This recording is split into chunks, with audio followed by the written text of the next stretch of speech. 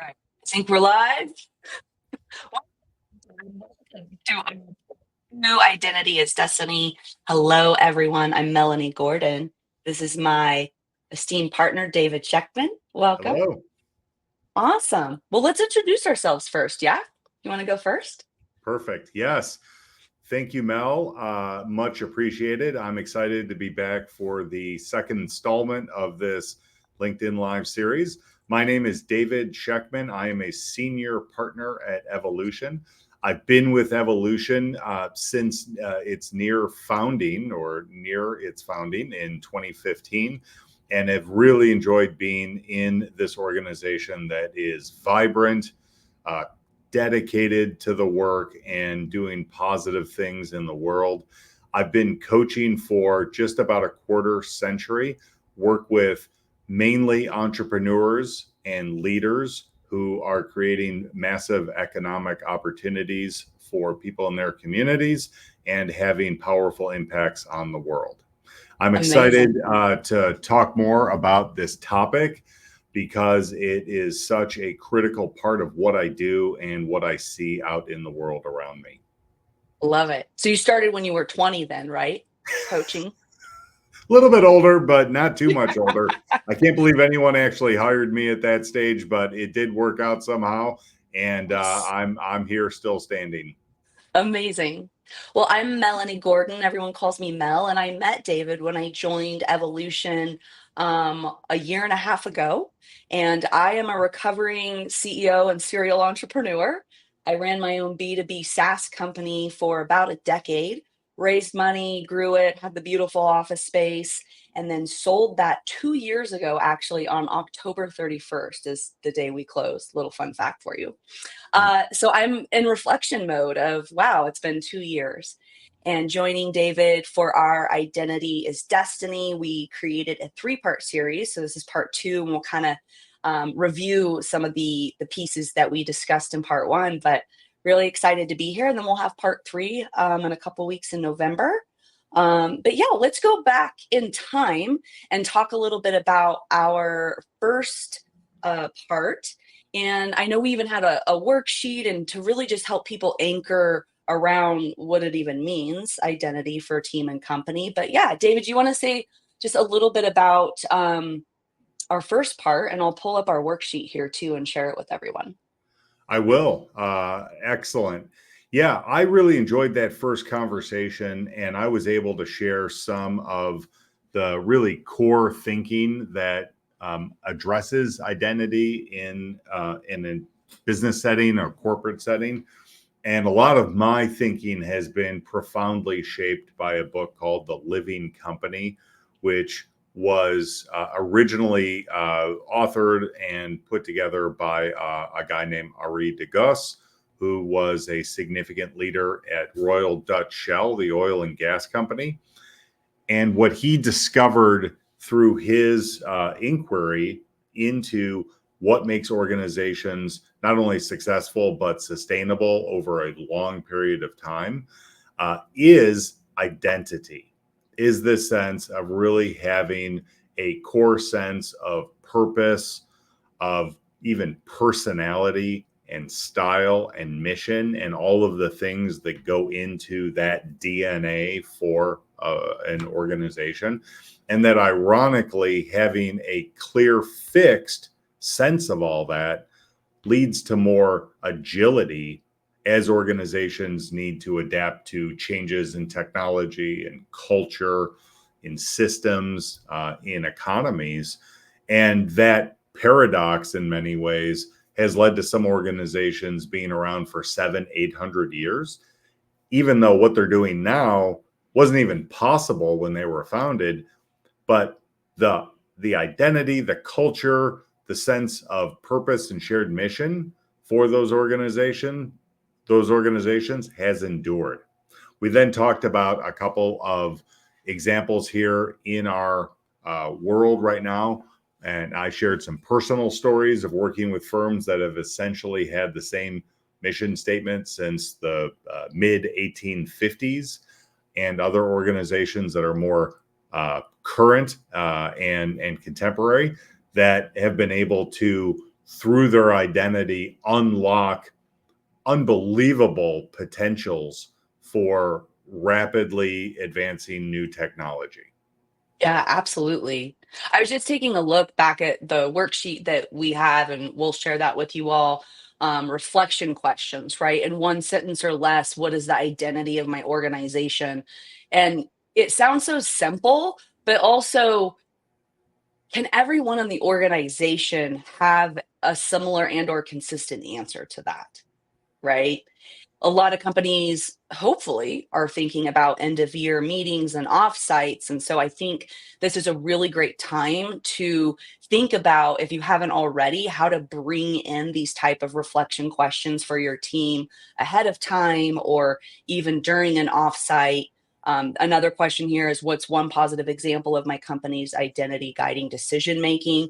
I mean, also, these are questions that you can put into your, lots of companies are using tools. We used 15.5, for example. Sometimes it was anonymous. Questions like this could be presented. Everyone in the company gets these questions on the same day and has, like, a few days to answer them.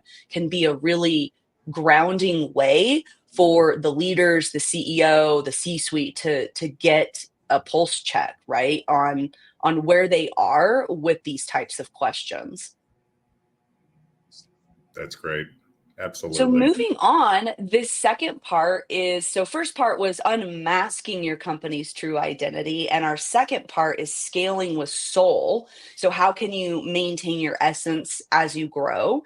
And as we were preparing for our talk today, you had mentioned flock theory, which I'm familiar with and love just from the reference to nature. I'm a huge nature and outdoors person, but I'd love for you to kick us off and kind of dive into how that is tied back to, how flock theory can be tied back into scaling with soul without losing your soul at this stage.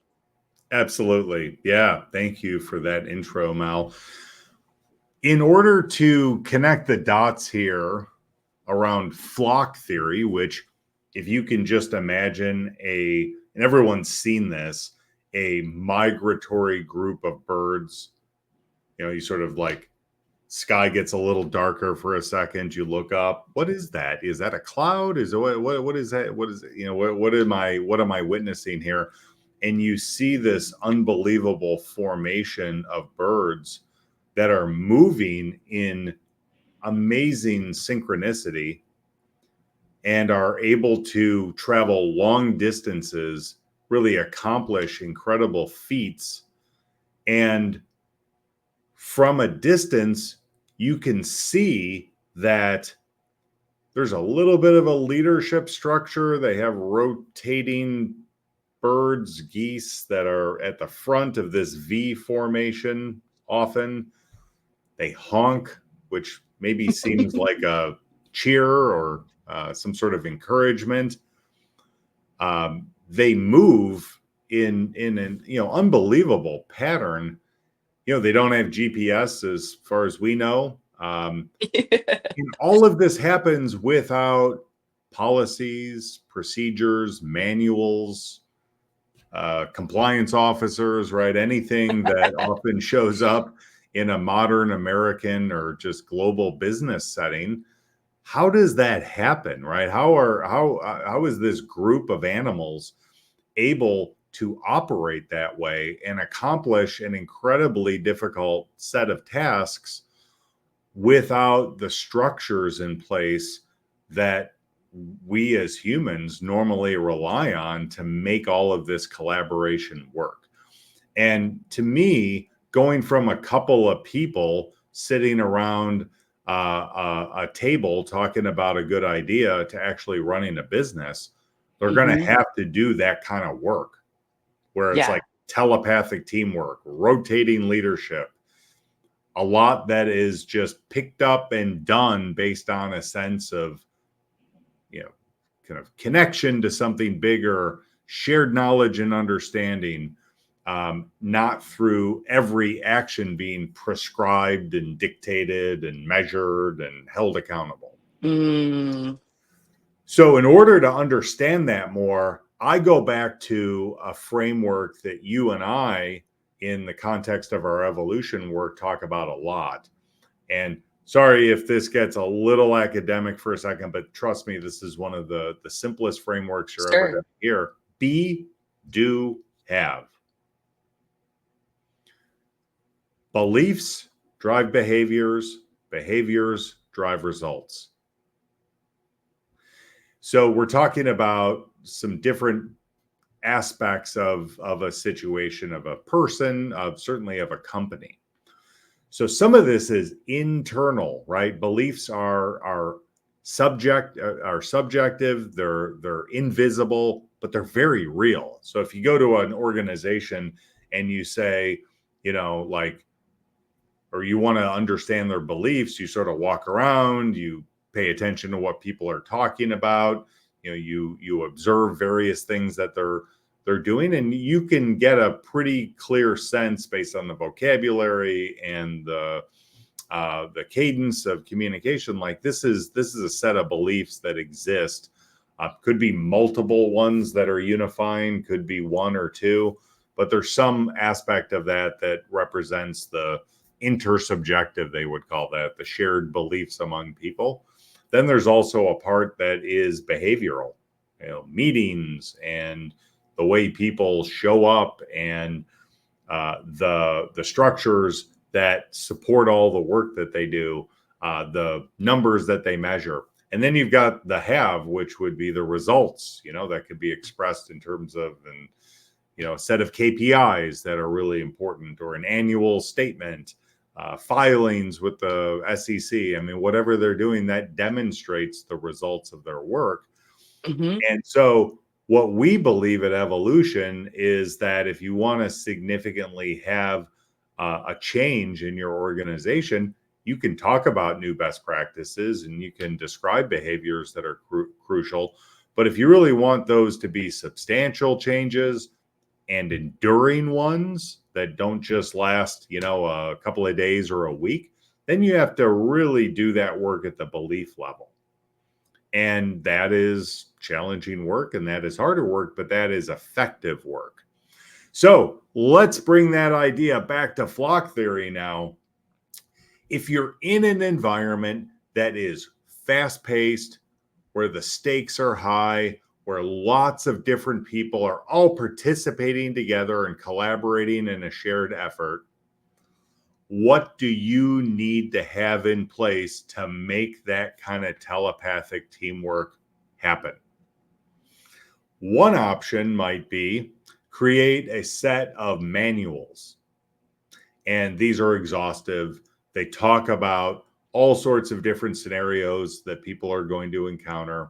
They describe the decision tree process that people are going to engage in. And they very, very tightly and rigidly drive toward a specific outcome. Hmm. That's one option. Another option could be, let's bring together people who are committed to the same work, who have a sense of shared values about what's important, about what good looks like, and about what boundaries are really key to have in the world and in our organization. And then, with direction but minimal intervention and oversight, let that team work. Let their brilliance come out. Let them organically create opportunities and scenarios to manifest their skills. And let's guide that in the right direction. Yeah. So, to me, you ask me, which one of those two approaches would I bet on? Hmm. I'm going to bet on the second. I'm going to bet on the B level, the belief level alignment, Yeah. creating the outcome that's most important to this organization, as opposed to a regime of tightly prescribed and controlled behaviors. 100%. Now, that may sound obvious, right? Having this conversation, and sort of sitting in a relatively, stable environment that I'm staring out at a nice view, and you're in a beautiful part of the country. But when you're in the heat of the battle, you have investors demanding results. You have an environment with business that's very unpredictable. You have competition everywhere that's coming for you or ahead of you already. My experience is most people default to the former, to the Mm-hmm. prescribed, defined, and sometimes rigidly controlled process. And to me, that flock is not going to get there. That flock is going to end up in squabbles. It's going to lose 30% of its population. And it's probably going to get to about a third of the distance it needs to arrive at its destination. 100%. This is such a timely conversation because I was prior to this morning speaking with a VP of people at a Series B ag tech company. And the CEO is, just for context, the persona of the CEO, Enneagram 5, Hmm. um, engineer type, very pragmatic. And that's not right or wrong as a CEO for this company. It actually makes sense.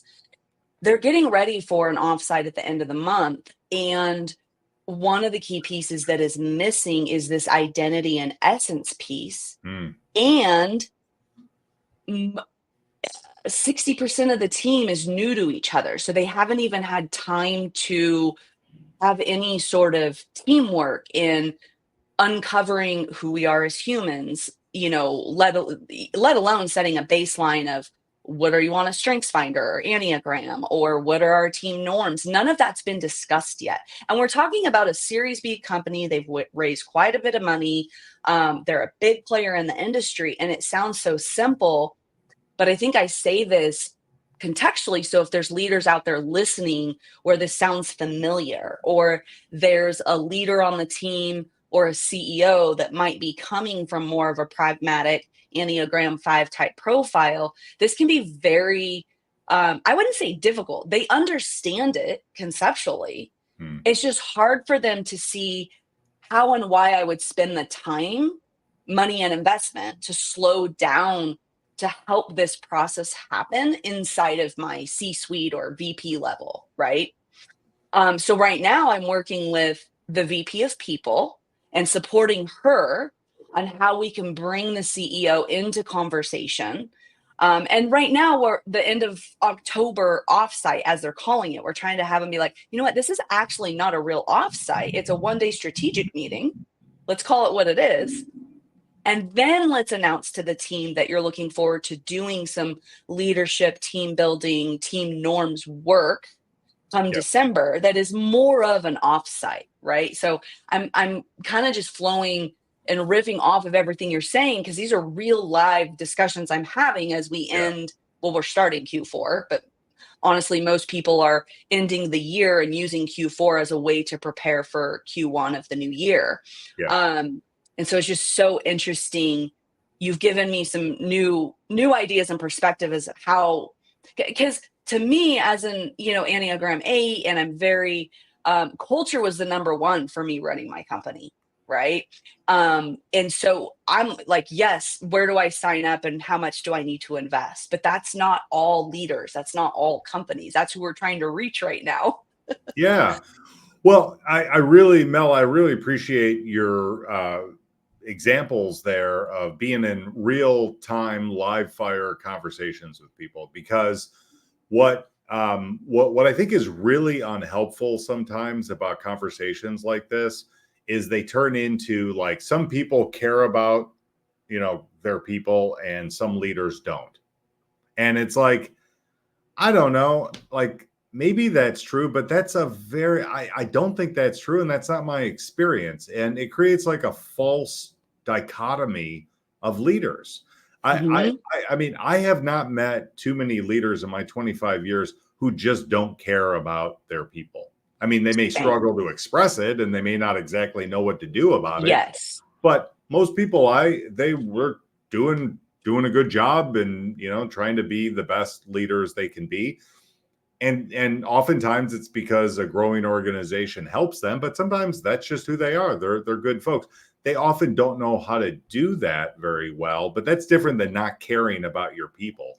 So, and by the way, I've also met plenty of people who talk a great game about caring about their folks, and just their behaviors don't follow that and manage. Yeah. And it's a little bit of they talk a good game. But in any event, I don't think any of that is helpful. What I do think is helpful is looking at urgent and important more. Hmm. And there's a lot of great material that's been developed about that over the decades. Whether it's Eisenhower matrix, and Stephen Covey has put a lot of work into urgent and important, but it's a very simple concept. And especially when you're in a scale mode, everything feels urgent because Hmm. velocity is key and the competition is fierce. And even missing a day or a week could have a significant long-term consequence. So the pressures are immense. So when people, whether people love folks or don't care as much about folks, I don't know if that matters. The challenge is you are in a pressure cooker of an environment, and you have 1,000 things that you need to do at any given point in time. And what often doesn't make it to the top of that priority list is connecting with people and discussing values and talking about purpose and shared mission with the organization. I get that. That makes sense. I understand why people would defer that conversation. I may not agree with it, but I can completely Hmm. understand why that happens. However, as with most aspects of life, and what the models and the frameworks and the body of study have taught us, is that if a leader ignores areas of major importance in their organization, over time, everything becomes urgent. So Yep. suddenly, things that weren't urgent, like culture, like performance management, like, disputes between people in organizations, I was you just know, going to say that conflict resolution. conflict resolution, all that kind of stuff. It's like sometimes you're just like, well, that'll work itself out. Well, if you avoid the important work in those areas over time, everything becomes urgent. And then what happens at that point is leadership is nothing but crisis management. Yes. So at that point, we're not even talking about scale, we're talking about survival. Triage. It's right. It's triage. It's triage time. And in addition to that being uh, arduous and challenging from a leadership standpoint, it feels like misery too. As a leader, it's like, why did I A do hundred this? percent. Why am I here? It's just nothing but pain and discomfort and agony. Yeah. So I would make the case that the B level work that we're talking about, which is where are we going? Who are we? What binds us together? How do we work on strengthening those connections? On one level, yeah, that's really important to scale, and that the investment in that work is going to enhance the ability for this organization to scale down the road. But even in the short term, think about whether you'd rather be spending a quarter of your time in triage, half of your time firefighting, 3/4 of your time doing nothing but trying to keep the ship afloat. These are real life outcomes that happen as a result of living in urgency and avoiding importance. 100%. There's massive consequences. In the example of the client that I'm sharing with you, Series B, ag tech company, and the leadership team brought in a outside facilitator in June, and there was a lot of friction and resistance with two leaders on the team. And because it was beyond repair, which nobody had really gotten honest with, the entire leadership team experienced these two in person around a table, going at each other's throats in a personal manner. Mm. So today, the current CEO and a few others who are still around, which are the right people, right people on the in the right Yep. seats, are what I saw, and they quoted this morning on our call, like they have some PTSD to going, oh God, we're going to do more culture work and we're going to bring someone in, and because this just happened in June. Mm. And I'm going, okay, so get me on the phone with the CEO. We're going to do a little bit of coaching here, because that is about as worse as it can get. For it to even happen in a public square, they weren't even really aware that it was that bad. One of the Yeah. executives did end up exiting and the other one stayed. And so now there is a trail of smoke, a trail of dust. Everyone's scared to touch it or to talk about it. And so this is a real live example, right? And the CEO, like you mentioned, all whether the org chart is the way it should be or not, most of these people are answering into him. I'm going, oh God, okay. So he's a pragmatic person. He's an engineer background. He's not really equipped to sit there and also listen to people in a coaching slash therapist support role. And so I'm going, okay, we got to build his current leaders so that they can work together and resolve these issues in conflict resolution. But the very, very first step to avoiding a blow up like that again, and even before conflict resolution, and going back to what you were saying earlier on Be Do Have, is starting with, what are these 7 humans' core beliefs and the way of how we show up in a business world and how we treat one another. And right, like that's the bigger level. And a lot of times I think leaders can think, oh, okay, great, we have to go, rent a retreat center for 3 days and sit around a campfire and hold hands. That's not what we're talking about. On the surface, this can begin with an hour and a half online with some pre-work, right? Very approachable, because I don't know about you, and I'm interested to get your perspective. I still feel like when you talk about this body of work, some people are just going, oh God, backpedal, I gotta hit numbers, I have a board meeting, blah, blah, blah. And it's like, well, let's tell you the story of company ABC over here, because June was not a great look for them. That was awful. Absolutely. Yeah. I don't know obviously the intimate details of the scenario you're describing, but it does make me think of the challenging trade-offs that leaders are faced with on a regular basis. Yeah. And again, everything we're talking about makes perfect sense in isolation, in this conversation. But in the real world, it's rarely very clear and in terms of or easy, I should say. Sometimes it's very clear, but it's like, do we really want to make that decision? Like that has Yeah. profound consequences. And I would say that's absolutely true. Like there is no utopia.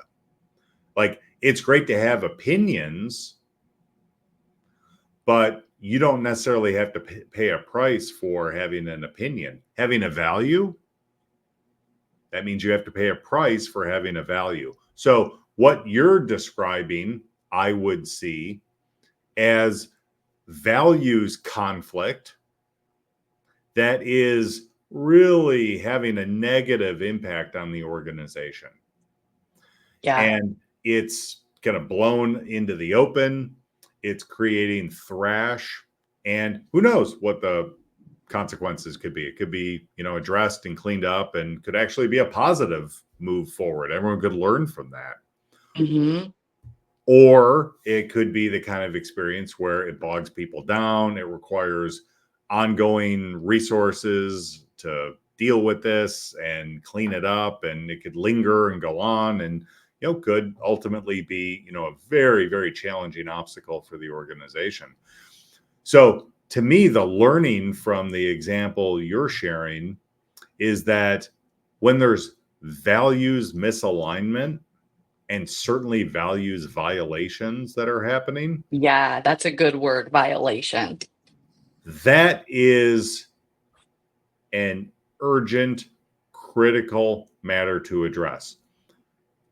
But it's not, again, it's not easy because, like, hey, again, I live in the real world. You go up to someone and you say you violated our core values. Like, that's not a casual conversation, right? Like, Yeah, that immediately goes to like, can we work together? Is this, so that's a tough, you can't unhave that conversation, right? You're not going to put the right, toothpaste back in the tube after saying that.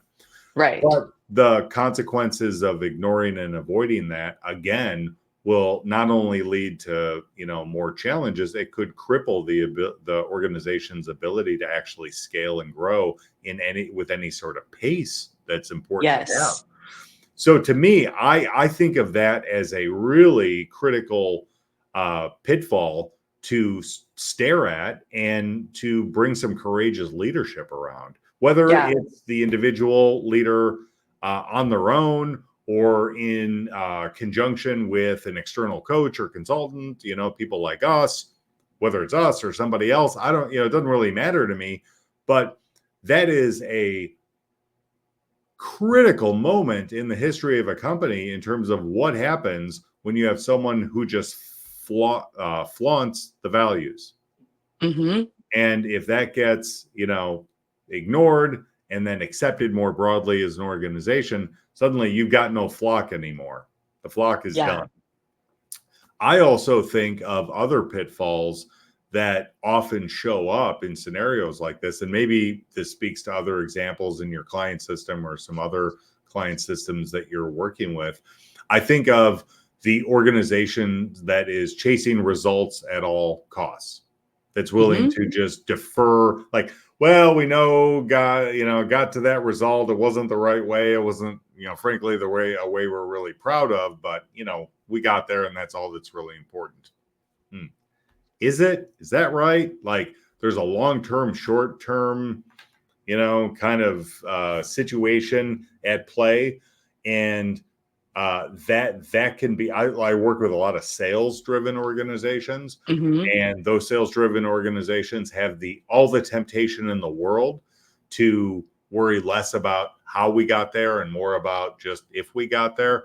But I've seen this blow up again and again with organizations where somebody gets there the wrong way, everyone looks the other way as a result of it and takes the win with the numbers. And a year later, it's blowing the organization up. It's cratering results. It's creating, legal challenges in some cases that have to be worked through.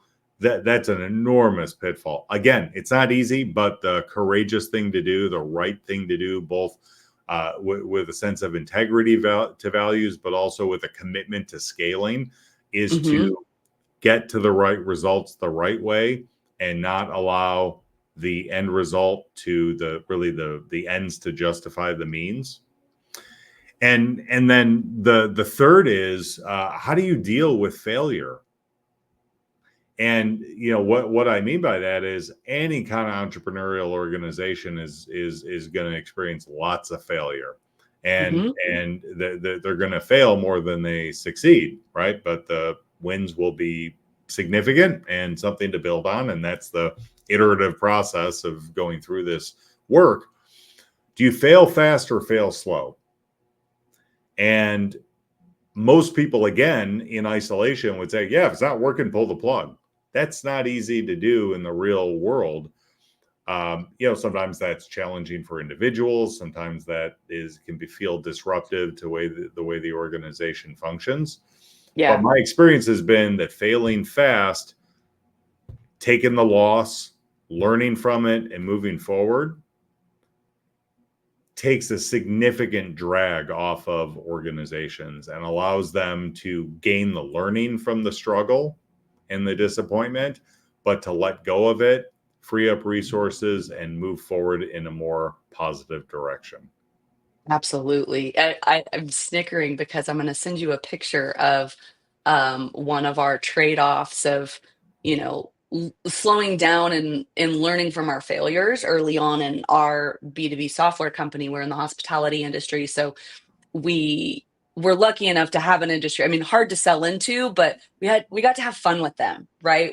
And we're talking about bar and restaurant owners. We weren't selling to attorneys, Mm, and so we were mm, really able to lean into humor and fun. Which I yeah. mean, all cultures and identity should be able to figure that out. But this is early days after our first real round, and I was transitioning running payroll. I was still running payroll at this time over to my HR team, and we had already invented our F up jar. It was a glass mason jar about yay big with a lid on top and post-it notes next to it. And if you messed up during the month, you would go over and write it on and fold it in half and put it in the jar. And part of our company ritual was that every monthly stand-up meeting, someone from the company would come up and pull one out and read it in front of the whole company. Yeah. And it wasn't meant to ostracize, or like, these were the rules. And I don't think it, to my knowledge, that it was ever like, someone got made fun of, or was ostracized. It was a way for us to show how we could healthily laugh and learn and grow on. So one day, out of the thing, it said, I forgot to run payroll by an hour, CEO. And that helped everyone's faces, because I didn't tell anyone I put it in there. And I was able to call my payroll company and be like, oh my God, right? I'm responsible for, lots of payroll. And they're like, no problem. You've been a customer for a long time. We're pushing it through. Everything's going to go on time into the bank accounts. But I owned it. It was like, oh my gosh, if I don't name this and say how I need to delegate more, or tell my HR team they need to come and help me. And so there it was, like right in front of the whole company. We would choose 3 a month and you'd read them out loud and everyone would have a great laugh. And so that was one of the things that I think really helped us just have fun with it, show people that you were safe if you messed up. So yeah, that just remember Yeah. that in terms of failures. And I still have a picture of this jar, this F up jar right on it. And that thing lived in our office for, 8 years and on the kitchen counter. And we didn't get rid of any of them. We archived them all into the other bucket because they were just funny to go back and read. So I love that you are sharing that story and those experiences, Mel, because it speaks to, I think, one of the biggest challenges for people in the work that we do in the world of coaching and consulting, which is this tragic style over substance trap, I think, that we get into. Yes, the So trap. yeah, when I talk about coaching, or I discuss flock theory or be do have or any of these other topics that sound sometimes vague, or they sound academic, or they sound new agey potentially to people, is I can tell they're thinking in their mind, there's like, okay, is this the guy who brings the bongos on the hike, and does the sound bath? And I'm not dissing Yes, any of that, and right? Like, yes, yeah, and sometimes I do that, but like, no, I'm not going to do that. That's not typically in my, it's okay. That's that we have plenty of colleagues who do that. Or am I the guy who's, pulling up spreadsheets in the board meeting and talking about, pathways to profitability? The style doesn't matter. What you just talked about was honesty, transparency, humor, connection, commitment. Frankly, I couldn't care less what form that comes in. And mhm. if it's investment bankers in a boardroom talking about that, or at happy hour with, highballs and Manhattans, or it's people working in, regenerative farming, who are in a rural part of the country wearing overalls, talking, or people who love sports and they're, they've more of a kind of like just, action orientation to, they're just don't worry. They're not worried about like, highfalutin terms and, Yeah. sophisticated vocabulary. It doesn't matter. I was on a podcast recently talking about emotional intelligence. And I think the biggest problem with emotional intelligence is people now associate that with toxic positivity. Everything's wonderful. Let's look at Yep. the best things, the best attributes of everybody. Let's focus on the best of everything. Why would you do that? In what other part of your life do you ignore challenges and ignore dysfunctionality? Like Yeah. emotional. So does emotional intelligence mean taking a positive, optimistic view of scenarios? Sure. Does it mean addressing dysfunctionality and being real with people and, you know, having tough conversations? Yeah, it's all that. It's the entire spectrum of it.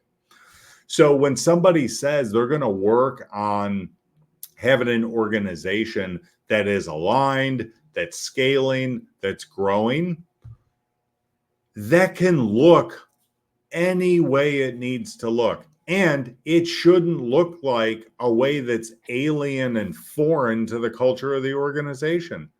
Right. If I 100%. if I went in talking about some of the stuff I do with one handful of clients about culture and about beliefs, I couldn't do that with another one in a different industry. It's a different world. There's different vocabulary, and it's all okay.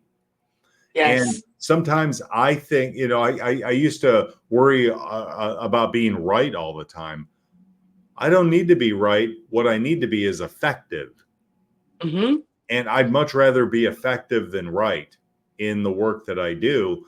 And this work can be right for people, and it can be effective, but don't sacrifice effectiveness by having to be right. If people love MBA lectures and literature on flock theory, great, give them that to read. If people want to sit down and talk about what's most important to them in life and move forward in a very open conversation that just has to do with what's meaningful to them at the end of the day, then do that. The important thing is to move forward together, to focus on a community that creates the right behaviors and beliefs and accountabilities peer to peer, to move forward faster than a company that is just focused on manuals and procedures and dictating behaviors.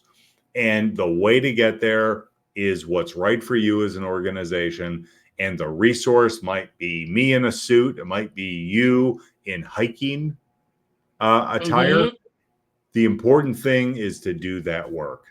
I love it. I love it. It comes all in all shapes and sizes. And as we start to wrap up here, I think a few of the key reflections here is really reflect on if you're stuck in this trap. There is no one way or formula, right? It has to meet your company, your culture, your industry. It can take all different shapes and sizes. And there are massive consequences to this, and waiting until it's too late is a bad place to be backpedaling from as a leader. I've been there as a CEO. Um, and yeah, it's end of year. Be thinking about your offsites. If you have questions, need frameworks, want a cheat sheet, want to schedule a call with me and David, you can tell we love this work. And we're happy to chat with you and answer any questions. So again, part 3 is coming up: strategic moves, aligning decisions with company vision. So we'll kind of be wrapping up this 3-part series. Any other closing words, David, that you'd like to, any wins or losses you want to mention before we send our humans off back into the world? Yeah, I would say this from my experience is that scaling is an incredibly important part of business, and I don't just mean that from a profitability standpoint. I mean that from a humanity standpoint. That people want to. My experience is, almost regardless of industry, people want to win. They want to be on a Hmm. winning team, and they want to do work that's meaningful, and they want to feel like there's effectiveness when that happens, right? That's a really innate human sense. And whether people are doing work that is not even close to the kind of work that my clients do, or it's it looks like people who are doing traditional business stuff and measuring KPIs, people want to win. Scaling is a big part of that effort, and scaling is also I think reflective of an innate human superpower that other animals or creatures really can't do. They can do a lot of things that humans do. They cannot they cannot collaborate this way and scale. And to me, there's a lot of obvious work that people need to do for scaling, right? You need technical systems, you need measurement tools, you need org charts, and those are very clearly important. But pay attention to the parts that aren't necessarily as obvious, which are a sense of clear identity for the firm, a sense of shared mission and purpose with the work. And when you combine those two together and you do the important work, not just the urgent, what's in your face work, that achieves the potential that humans can do. And that creates a real sense of power and influence for an organization. Love it. Thanks for your closing words. Whether you're a 30-person team or a 3,000-person team, this work matters. And we'll catch you all next time, and we'll connect with you online and answer any questions we didn't get to. But thanks, David. I'll see you again in our third part series. All right, Mal. Goodbye, All right. everyone. Bye, everyone.